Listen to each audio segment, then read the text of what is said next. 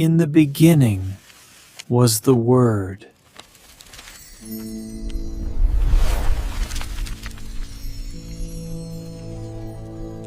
살다 보면 모든 게 불확실하고 막연한 기다림이 너무 힘들게 느껴질 때가 있죠.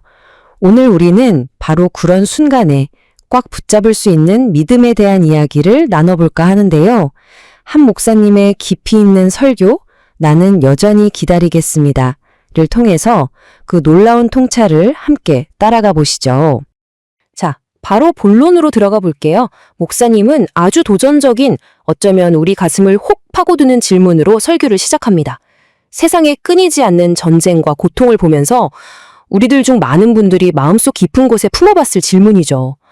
하나님은 정말 살아계시는 걸까? 그런데 말이죠. 목사님은 이 질문이 그냥 오늘날 우리만의 고민은 아니라고 짚어주세요. 이 어려운 질문 속으로 우리를 안내하기 위해서 아주 오래전 인물, 바로 선지자 하박국을 우리 앞에 딱 데려다 놓습니다. 현대인의 고뇌를 고대의 지혜 속에서 풀어가는 거죠.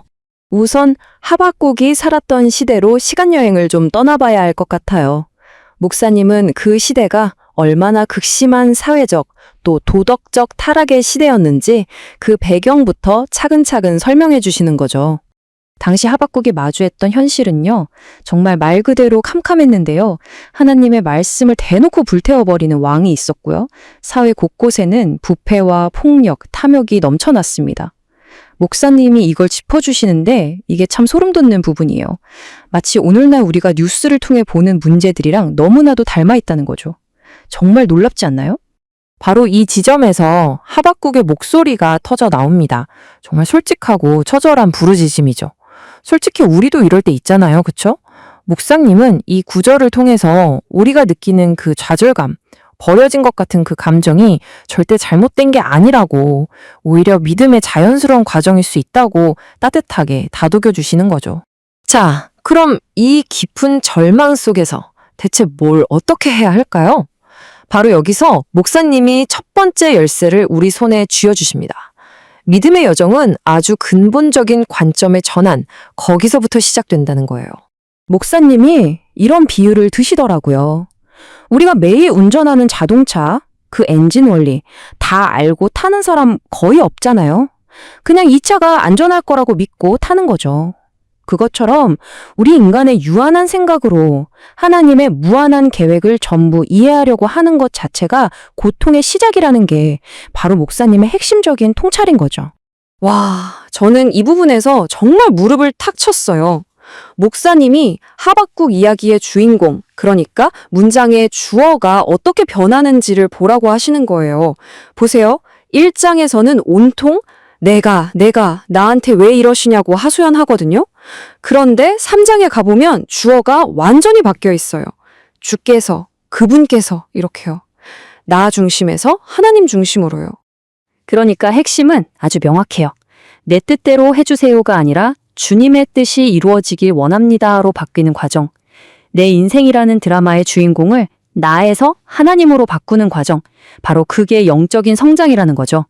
자, 이제 두 번째 열쇠로 넘어가 볼까요? 솔직히 이게 정말 어려운데요. 하지만 꼭 필요한 훈련이죠. 바로 하나님의 타이밍을 기다리는 믿음입니다. 이게 바로 절망에 빠진 하박국에게 하나님이 직접 주신 응답인데요. 우리 눈에는 이게 왜 이렇게 느리지 답답하게 느껴질 수 있지만 걱정 마라. 내 계획은 1초도 늦지 않고 정확하게 반드시 이루어질 거다. 이런 엄청난 확신을 주시는 거예요. 목사님은 이걸 바로 하나님의 때라고 표현하시는데요. 근데 이걸 믿으려면요, 정말 영적인 인내심, 그리고 깊은 신뢰가 필요해요. 내 시계랑 하나님 시계가 좀 다를 수 있어요. 하지만 결국 가장 정확한 시계는 누구 시계일까요? 바로 하나님의 시계라는 거죠. 자, 좋아요. 이제 우리 관점도 바꿨고 하나님의 시간도 기다리기로 했어요. 그런데 만약에 기다리고 또 기다려도 내가 원하는 결과가 오지 않으면 어떡하죠?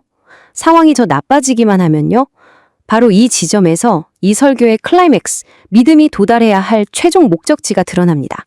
목사님은 정말 우리 믿음의 밑바닥까지 파고드는 질문을 던지세요. 내 인생에서 정말 소중한 것들이 다 사라지고 완전히 텅 비어버린 그 순간, 그 잿더미 위에서도 과연 믿음이라는 게 가능할까요? 이 질문에 대한 하박국의 대답이 정말 위대한 고백으로 쳐져 나옵니다. 보세요. 가진 건 하나도 없어요. 모든 게 다 망했어요. 그런데도 기뻐하겠대요. 이건 그냥 긍정적인 생각이 아니에요. 상황을 초월한, 그럼에도 불구하고 위대한 선포인 거죠. 와, 이런 믿음을 도대체 어떻게 설명할 수 있을까요? 목사님이 여기서 정말 기가 막힌, 한번 들으면 절대 잊을 수 없는 비유를 하나 들어주시는데요. 진짜 기대하셔도 좋습니다. 그게 뭐냐면요. 바로 지라도라는 섬입니다. 정말 기발하지 않나요? 우리가 쓰는 말, 비록 뭐뭐일지라도 할 때 그 지라도에다가 섬도자를 붙인 거예요. 그러니까 모든 걸 다 잃었을지라도 나는 이 믿음의 섬 위에 굳건히 서 있겠다. 이런 의미인 거죠. 그러니까 이 지라도라는 믿음은요. 상황이 바뀌든 안 바뀌든 결과가 좋든 나쁘든 그런 것과 상관없이 나는 하나님 한 분만으로 충분하다고 의식적으로 결단하고 선택하는 믿음의 최고봉인 셈이죠. 그럼 이런 믿음을 가지면 뭐가 달라질까요? 어떤 능력이 생길까요? 성경은 마지막에 놀라운 선물을 약속해요. 바로 사슴과 같은 발을 주신다는 거예요. 사슴은 험한 산도 가볍게 뛰어다니잖아요. 그것처럼 인생의 어떤 높은 장애물과 어려움도 훌쩍 뛰어넘을 수 있는 그런 힘과 지혜를 주신다는 거죠. 자, 오늘 이야기의 마지막은 결국 우리 자신에게 돌아오는 질문인 것 같습니다. 여러분은 지금 어디에 서 계신가요? 여러분의 삶은 어디를 향해 가고 있나요?